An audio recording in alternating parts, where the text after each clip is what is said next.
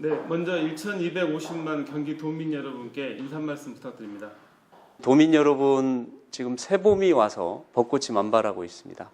이런 좋은 계절에 앞으로 이루어질 지방선거에 각별한 관심을 부탁드리고요. 특히 이 교육감 선거에 우리 아이들의 미래가 걸려 있습니다. 또 우리 학부모들의 그 애타는 간절한 심정이 반영된 그런 후보가 선택될 수 있도록 각별히 교육감 선거에 여러분의 많은 참여와 관심, 그리고 어떤 후보가 교육을 정확히 이해하고 알고 있는가, 그리고 경기교육의 비전을 확실히 제시할 수 있는가, 이런 판단을 좀 잘해 주시기를 먼저 부탁드립니다. 당선이 된다면 반드시 추진하고자 하는 중요도 순으로 3개 정도만 말씀해 주시죠. 창의학년제는 제 이름이 최창이라서 뭐 창의학년제를 주장한 게 아니고, 학교 교육에서 창의 교육이 잘 안 되기 때문에 그 창의 교육을 활성화하고 인성 교육을 강화하기 위한 방안으로 내놓은 정책입니다. 학교 학년 중에 지금 가장 시급한 학년이 중학교 2학년입니다. 남북의 평화를 지켜준다 이렇게까지 말하는데요. 학교 폭력을 없애기 위해서 중학교 2학년, 그 다음에 초등학교에서는 6학년을 선생님들이 가장 기피하는 학년입니다. 힘들어서. 그 다음 고등학교는 고3이 중요한 게 아니고 고등학교 1학년이 진로 탐색과 설계를 하는 데 있어서 가장 중요한 학년입니다. 이 3개 학년은 적어도 25명 학급당 학생 수를 줄여서 아이들을 서로 개별 지도도 하고 아이들의 창의성도 충분히 발현되는 그런 교육을 하려고 하는 것이 첫 번째 정책입니다. 두 번째는 고교 상향 평준화를 확대하겠다 하는 겁니다. 이미 김상곤 교육감도 광명, 안산을 비롯한 몇 곳에 이제 평준화를 좀 확대했는데요. 저는 이 고교 단순한 평준화가 아니고 상향 평준화를 적어도 김포, 오산, 화성, 구리, 남양주, 평택 이런 데를 대상으로 정책 연구를 하고 학부모들의 여론을 수렴한 뒤에 3곳 정도 제 임기 내에 추진을 할 생각입니다. 제가 이제 뭐 이후에도 그런 질문이 있습니다만 방과후 우리마을 학교를 시행하겠다 하는 겁니다. 다시 말해서 방과후의 교육과 돌봄을 우리마을 학교라는 공익법인과 협동조합을 통해서 진행하겠다 하는 것이 정책입니다. 이 내용은 다시 또 자세히 부연 설명을 드리겠습니다. 감사합니다. 혁신학교에 대해서 후보님의 견해를 듣고 싶습니다.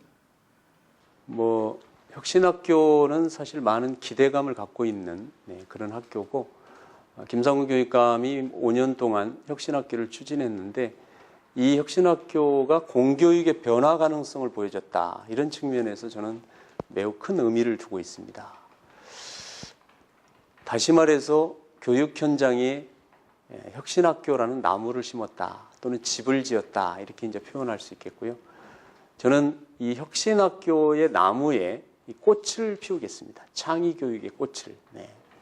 그리고 혁신학교의 집에 그 내용을 더 채우겠습니다. 방을 제대로 만들고 교육 과정을 잘해서 아이들이 혁신학교를 다니던 또는 혁신학교를 다니지 않던 아이들이 자기 진로를 정확히 찾아가는 그런 교육을 플러스 제가 하겠습니다. 혁신학교는 모든 100% 잘했다 이렇게 말할 수 없습니다. 혁신학교로 지정된 학교 중에도 문제점을 갖고 있는 학교도 있고 정책 중에 일부는 또 수정 보완해야 할 내용도 있습니다. 그걸 하겠고요. 더 하나의 큰 문제는 혁신학교로 지정되지 않은 대다수 90% 학교들이 약간의 차별감을 느끼고 있다 하는 겁니다. 그래서 90% 학교를 위한 제가 대안을 갖고 있고요. 그 대안이 한마디로 말하면 교육의 특성화, 교과의 특성화, 교육과정의 특성화, 이런 것을 통해서 혁신학교와 혁신학교로 지정되지 않은 비혁신학교, 일반 학교들 간의 격차나 차별을 줄이도록 그렇게 하겠습니다. 무상급식 혁신학교를 주요 정책으로 추진하면서 그 냉난방 시설이나 체육 시설 같은 학교 시설 환경 개선에는 좀 소홀했다는 지적이 있습니다. 이에 대한 후보님 견해는 어떻게 되는지 말씀해 주십시오. 무상급식 때문에 뭐 교육 재정이 줄어들었다 이런 것은 적합한 말은 아니고요. 오히려 지금 가장 경기도 교육 재정을 힘들게 하고 어렵게 하는 것은 무상보육입니다. 3, 4, 5세 유치원과 어린이집에 무상보육을 하는데 소요되는 비용이 우리는 알고 있기에 자치단체나 국가에서 나오는 줄 알고 있는데 경기도 교육청 지방재정교부금에서 지출됩니다. 그런가요? 네. 그래서 얼마 정도 지금 이제 올해부터 지출이 되냐면 한때는 4천억, 차츰 6천억 이런 식으로 들어가지고 거의 9천억을 지금 지출해야 합니다. 무상보육비로만. 그러니까 기존의 재정 자체는 크게 늘어나지 않은 상태에서 이렇게 무상보육비를 9천억을 책임져야 되고 거기에 무상급식 4천억을 책임져야 되니까 1조 약 3천억 정도의 재정이 복지예산으로 나가는 겁니다. 자, 이것을 복지예산을 나가는 것 자체가 필요 없는 거 아니기 때문에 저는 그대로 진행해야 된다고 보고 그러면 체육시설이나 냉난방 시설 뭐 이런 걸 어떻게 할 거냐. 다시 말해서 추울 때 난방 실컷 하고 더울 때 냉방 틀고 그다음 체육관 지었는데 좀 지을 수 있는 예산을 어떻게 할 거냐 이거죠. 저는 교육재정 교부금을 확대해야 된다. 지방교육재정 교부금을 확대해야 된다. 이런 공약을 이미 발표했습니다. 현재 경기도교육청이 그 중앙정부로부터 받는 지방재정교부금, 보통교부금이라고도 합니다. 이 예산은 내국세의 20.27%를 받고 있습니다. 이 비율을 당연히 높여야 합니다. 얼마로? 25.27%로 5%를 늘리면 경기도 교육청의 수입으로 확충되는 예산이 2조 원입니다. 이 2조 원을 가지고 무상보육이나 무상급식에 소요되는 비용을 하면서도 체육관을 짓는다랄지 아까 제가 말씀드린 창의학년제를 시행한다랄지 이런 일들의 예산을 쓸 수 있습니다. 네. 존경받아야 할 선생님들의 그 처우 개선이나 인권에 대해서 굉장히 문제를 삼는데 그거에 대해서 교육청에서는 무관심하다는 그 지적이 일고 있는데 그거에 대한 그 방안은 있으신지요? 학생 인권조례는 학생들에게 자신들의 권리를 찾고 그 다음에 상호 존중하고 배려하는 그런 태도를 기른다는 면에서 매우 의미 있고 네. 또 경기도교육청에서 먼저 제정한 것 자체가 저는 높이 평가를 합니다. 그리고 의원으로서 그 심의에 찬성을 했습니다. 다만 그 인권 존중 문화가 아직도 학교 현장이 충분히 형성되지 않은 상태에서 너무 제도를 앞세우다 보니까 부작용이 좀 생긴 게 사실입니다. 그래서 이제 그 대안으로 저는 교권들의 교육적 권리를 보장하고 또 적극적으로 진행할 수 있도록 교권 보호 조례를 의원 시절에 이미 발의를 제가 했고요. 우리 도의회 131명의 대다수 찬성으로 교권 보호 조례가 통과되었습니다. 반대한 사람이 그때 거의 없는 걸로 압니다. 그런데 그 교권 보호 조례를 시행하지 못하고 있는 것이 교육부가 제의 요구를 해와서 현재 도의회에서 계류 상태로 다시 있다 하는 말씀을 드리고 제도적으로 학생들의 인권 조례, 그 다음에 학부모회 조례 이런 게 있기 때문에 이 교원들의 교권 조례도 제가 볼 때는 반드시 필요하다 이렇게 생각합니다. 그래서 교육감이 당선이 되면 교권 보호 조례를 정책적으로 더 연구를 해서 상위법과 충돌되지 않으면서도 실질적으로 교사들의 권한을 부여할 수 있는 그런 의미에서 교권 보호 조례를 제정할 생각이고요. 그 각 가정마다 사교육 문제는 가장 좀 심각한 문제로 또 대두되고 있습니다. 후보님께서 생각하시는 그 공교육 정책에 대해서 견해를 부탁을 좀 드립니다. 저는 그 교육비를 줄이는 것이 현재의 공교육을 내실화하고 강화하는 데에서 출발해야 한다 이렇게 생각합니다. 아이들이 학교에 와서 잠을 자고 밤에 학원이나 과외를 받으러 다니면 이거는 공교육의 훼손이자 아이들에게 고통만 오히려 부담시키는 결과가 나옵니다. 그래서 학교 와서 늘 즐겁게 공부하고 수업에 흥미를 느끼는 그런 공교육을 반드시 만들겠습니다. 이것은 무슨 이상이 아닙니다. 현재 그 용인의 흥덕고등학교에 제가 말로도 듣고 사례도 소개되고 했습니다. 직접 가서 학교를 둘러보고 아이들하고 대화해보고 교실을 다 들어가보고 했는데 이 흥덕고 학생들은 중학교 때 상위권 학생들이 아닙니다. 오히려 중하위권 아이들이 그 학교를 지원했는데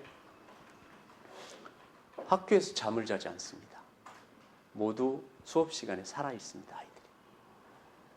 토론할 줄 알고 질문할 줄 압니다. 왜 그럴까 보니까 선생님하고 아이들하고 소통을 잘하고 있어요.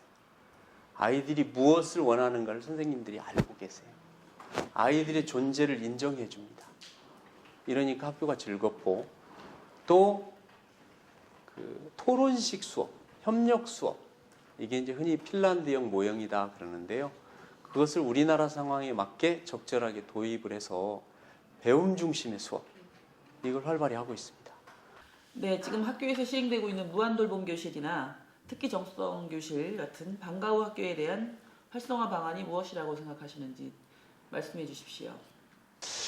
그 화성에서 이제 지원하는 사업 중에 예를 들면 그 스몰 스쿨, 뭐 스몰 뭐 이렇게 뭐 작은 교실 제도 뭐 이런 거를 하는 거 스몰 클래스라고 하더라고요.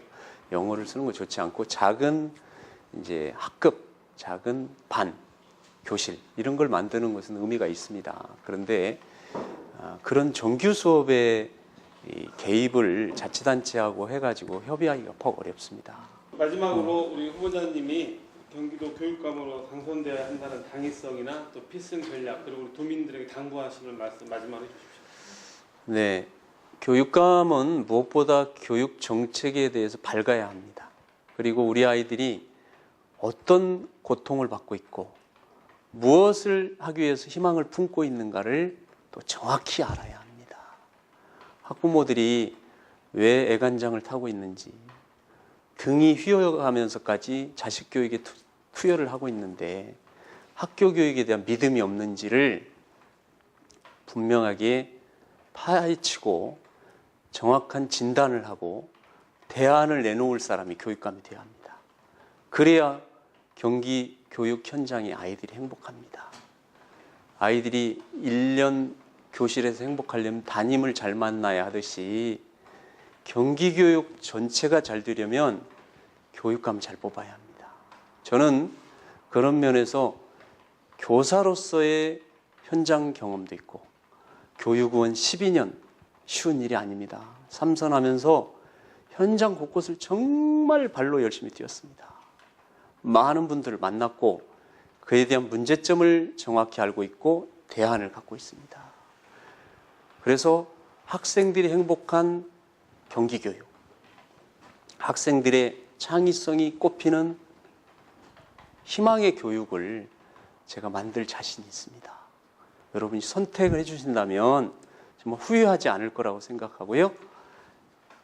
우리 아이들이 학교에 와서 정말 희망이 강물처럼 흐르는 그런 학교, 학부모들이 아이들을 보내면서 가슴 설레는 학교, 그런 학교를 분명히 정책을 가지고 만들겠습니다.